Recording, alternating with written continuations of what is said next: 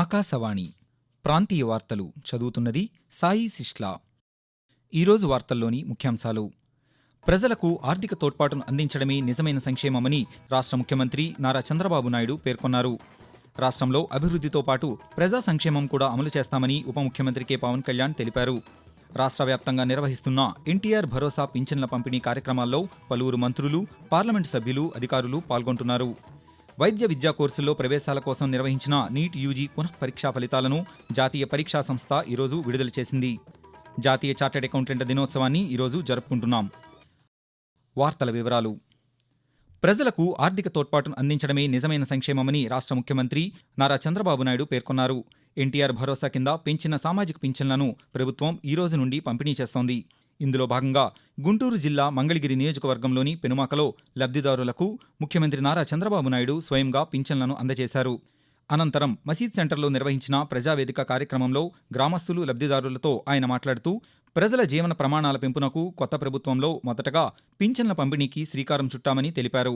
1.25 లక్షల మంది సచివాలయ సిబ్బందితో పింఛన్ల పంపిణీ జరుగుతోందని పేర్కొంటూ, ఈరోజు ఈ కార్యక్రమంలో వృద్ధులు, దివ్యాంగులు, తీవ్ర అనారోగ్యంతో బాధపడే వృద్ధులు గాని, వితంతువులు గాని, చేనేత కార్మికులు, అలాంటి వారందరికీ తక్కువ వయసులోనే పెన్షన్ ఇచ్చే కార్యక్రమానికి కూడా శ్రీకారం చుట్టాం.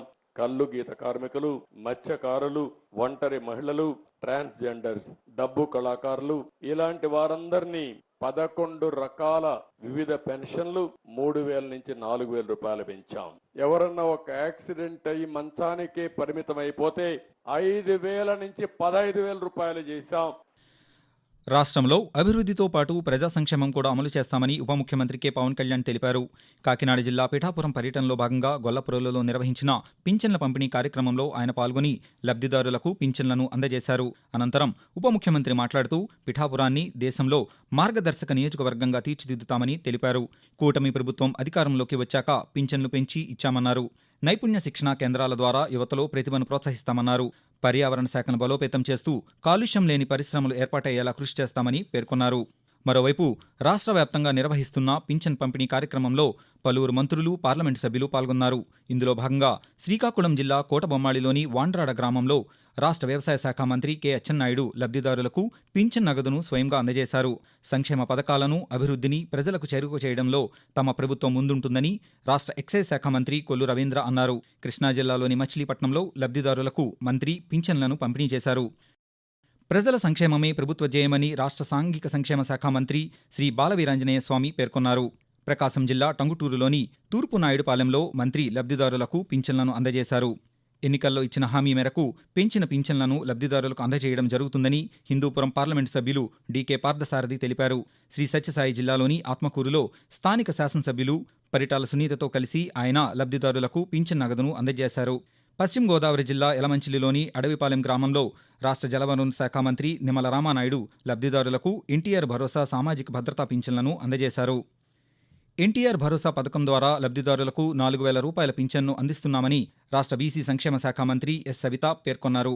శ్రీ సత్యసాయి జిల్లా పెనుగొండలోని పాలసముద్రం గ్రామంలో నిర్వహించిన పింఛన్ పంపిణీ కార్యక్రమంలో మంత్రి పాల్గొని లబ్ధిదారులకు పింఛన్ నగదును అందజేశారు.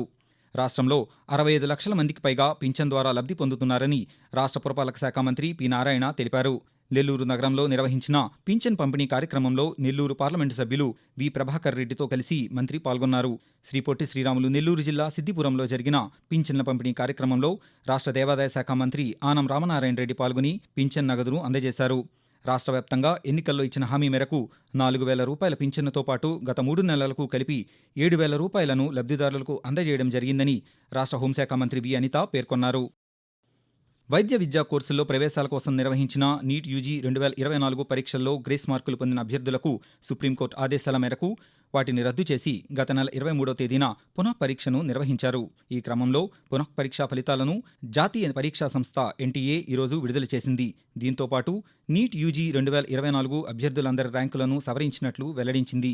సవరించిన స్కోర్ కార్డులు వెబ్సైట్లో అందుబాటులో ఉన్నాయని ఎన్టీఏ ఒక ప్రకటనలో తెలిపింది. మొత్తం 1,563 మంది మళ్లీ పరీక్ష నిర్వహించగా 813 మంది మాత్రమే హాజరయ్యారని ఎన్టీఏ అధికారులు వెల్లడించారు. ఆకాశవాణి ప్రాంతీయ వార్తలు వింటున్నారు. అతిసార నివారణ నియంత్రణ చర్యల్లో భాగంగా ప్రజలకు అవగాహన కల్పించేందుకు రాష్ట్ర వ్యాప్తంగా ఈ రోజు నుండి ఆగస్టు 31వ తేదీ వరకు స్టాప్ డయేరియా రెండో దశ కార్యక్రమాలను ప్రభుత్వం నిర్వహిస్తోంది. ఈ కార్యక్రమంలో భాగంగా చిన్నారుల్లో అతిసారాన్ని నిరోధించడానికి కేంద్ర ఆరోగ్య మంత్రిత్వ శాఖ మార్గదర్శకాల మేరకు 2 నిర్జలీకరణ ద్రావణం ఓఆర్ఎస్ ప్యాకెట్లతో పాటు 14 రోజులకు సరిపడా జింక్ మాత్రలు ఇవ్వనున్నట్టు రాష్ట్ర వైద్య ఆరోగ్య శాఖ ఒక ప్రకటనలో తెలిపింది. ఆంధ్రప్రదేశ్లో పారిశ్రామిక అభివృద్ధి కోసం చర్యలు తీసుకుంటున్నామని రాష్ట్ర పురపాలక పట్టణాభివృద్ధి శాఖ మంత్రి పి. నారాయణ అన్నారు. నిన్న నెల్లూరులో మంత్రి మాట్లాడుతూ 2019లో తమ ప్రభుత్వ హయాంలో 5,300 కోట్ల రూపాయల అభివృద్ధి ప్రాజెక్టులను తీసుకువచ్చామన్నారు. గత 5 ఏళ్లుగా వైసీపీ ప్రభుత్వం ఆ ప్రాజెక్టులన్నీ పక్కన పెట్టిందన్నారు. అవన్నీ పూర్తయి ఉంటే రాష్ట్రానికి ప్రయోజనం చేకూరేదని తెలిపారు. రాష్ట్రాభివృద్ధి జరగాలంటే పరిశ్రమలు రావాలని అన్నారు. జాతీయ చార్టెడ్ అకౌంటెంట్ల దినోత్సవాన్ని ఈరోజు జరుపుకుంటున్నాం. దేశ ఆర్థిక వ్యవస్థను బలోపేతం చేయడంలో, ఆర్థిక వ్యవహారాలను పారదర్శకంగా నిర్వహించడంలో చార్టెడ్ అకౌంటెంట్లు కీలక భూమిక పోషిస్తున్నారు. Institute of chartered accountants of India ICAI దేశానికి చెందిన జాతీయ వృత్తిపరమైన అకౌంటింగ్ సంస్థ. దేశంలో చార్టెడ్ అకౌంటెన్సీ వృత్తిని నియంత్రించేందుకు చార్టెడ్ అకౌంటెంట్స్ చట్టం 1949 కింద 1953 జూలై 1వ తేదీన దీనిని స్థాపించారు. ఈ సందర్భాన్ని పురస్కరించుకుని ఏటా జూలై 1వ తేదీన చార్టెడ్ అకౌంటెంట్ల దినోత్సవాన్ని నిర్వహిస్తున్నారు. వస్తు సేవల పన్ను జీఎస్టీ వసూళ్లలో ఈ ఏడాది గుంటూరు కేంద్ర జీఎస్టీ కార్యాలయం 200% వృద్ధిని నమోదు చేసిందని జీఎస్టీ కమిషనర్ ఎస్. నరసింహారెడ్డి తెలిపారు.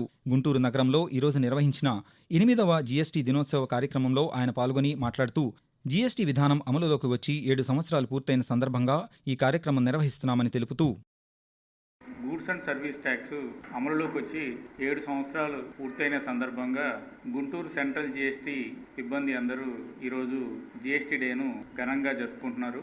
జీఎస్టీ అమల్లోకి వచ్చిన తర్వాత డిపార్ట్మెంటు సాధించిన ప్రగతి, రెవెన్యూ వసూళ్లలో సాధించిన పురోగతిని గుర్తు చేసుకోవడం జరిగింది. అతి తక్కువ సిబ్బందితోటి ఇంతటి అద్భుతమైన పనితీరు కనబరిచిన డిపార్ట్మెంట్ను అధికారులందరినీ కూడా అభినందించడం జరిగింది.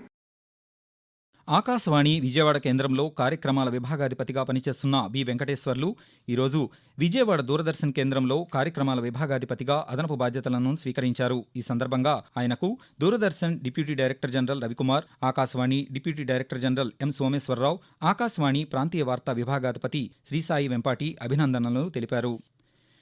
బ్రిటిష్ వలసపాలన నాటి చట్టాలను ప్రక్షాళన చేస్తూ కేంద్ర ప్రభుత్వం ప్రవేశపెట్టిన 3 నూతన నేర న్యాయ చట్టాలు ఈ రోజు నుండి దేశవ్యాప్తంగా అమల్లోకి వచ్చాయి. భారతీయ న్యాయ సంహిత, భారతీయ నాగరిక సురక్షా సంహిత, భారతీయ సాక్ష్య అధినియం అనే ఈ 3 నూతన చట్టాలు దేశంలోని క్రిమినల్ న్యాయ వ్యవస్థకు అత్యంత కీలకమని కేంద్ర ప్రభుత్వం పేర్కొంది. ఈ చట్టాలను 2023 డిసెంబర్లో భారత పార్లమెంట్ ఆమోదించింది. అదే నెలలో ఈ 3 చట్టాలు రాష్ట్రపతి ఆమోదం పొందినప్పటికీ కేంద్ర ప్రభుత్వం వాటి అమలును వాయిదా వేయడంతో అవి అమలులోకి రాలేదు. దేశ న్యాయ వ్యవస్థను మరింత పరిపుష్టం చేసే ఈ 3 చట్టాలు జూలై 1వ తేదీ నుండి అమల్లోకి వచ్చేలా కేంద్ర ప్రభుత్వం నోటిఫికేషన్ జారీ చేసింది. వైఎస్ఆర్ కాంగ్రెస్ పార్టీ ఇప్పటికీ 3 రాజధానులకే కట్టుబడి ఉందని మాజీ మంత్రి బొత్స సత్యనారాయణ పేర్కొన్నారు. విజయనగరంలో నిన్న ఆయన పాత్రికేయులతో మాట్లాడుతూ కూటమి ప్రభుత్వం ఏ విధంగా 16,000 ఉపాధ్యాయ పోస్టుల భర్తీకి నోటిఫికేషన్ ఇచ్చిందో తెలియడం లేదన్నారు. వైసీపీ జిల్లా కార్యాలయాలపై జరుగుతున్న ప్రచారం సరికాదని, ప్రజాప్రతినిధులుగా ఉన్నవారు వెళ్లి వాటిని పరిశీలించడం తగదని అన్నారు. రాష్ట్ర ముఖ్యమంత్రి నారా చంద్రబాబు నాయుడు అదనపు కార్యదర్శిగా కార్తికేయ మిశ్రాను నియమిస్తూ రాష్ట్ర ప్రభుత్వ ప్రధాన కార్యదర్శి నీరబ్ కుమార్ ప్రసాద్ నిన్న ఉత్తర్వులు జారీ చేశారు. ప్రస్తుతం కేంద్ర ఆర్థిక మంత్రిత్వ శాఖలో పనిచేస్తున్న కార్తికేయ మిశ్రాను రాష్ట్ర ప్రభుత్వ విజ్ఞప్తి మేరకు కేంద్రం రాష్ట్ర సర్వీస్కు బదిలీ చేసింది. ఆకాశవాణి ప్రాంతీయ వార్తలు ముగించే ముందు ముఖ్యాంశాలు మరొకసారి. ప్రజలకు ఆర్థిక తోడ్పాటును అందించడమే నిజమైన సంక్షేమమని రాష్ట్ర ముఖ్యమంత్రి నారా చంద్రబాబు నాయుడు పేర్కొన్నారు. రాష్ట్రంలో అభివృద్ధితో పాటు ప్రజా సంక్షేమం కూడా అమలు చేస్తామని ఉప ముఖ్యమంత్రి కె. పవన్ కళ్యాణ్ తెలిపారు. రాష్ట్ర వ్యాప్తంగా నిర్వహిస్తున్న ఎన్టీఆర్ భరోసా పింఛన్ల పంపిణీ కార్యక్రమాల్లో పలువురు మంత్రులు, పార్లమెంటు సభ్యులు, అధికారులు పాల్గొంటున్నారు. జాతీయ చార్టెడ్ అకౌంటెంట్ల దినోత్సవాన్ని ఈరోజు జరుపుకుంటున్నాం. ఆకాశవాణి ప్రాంతీయ వార్తలు ఇంతటితో సమాప్తం.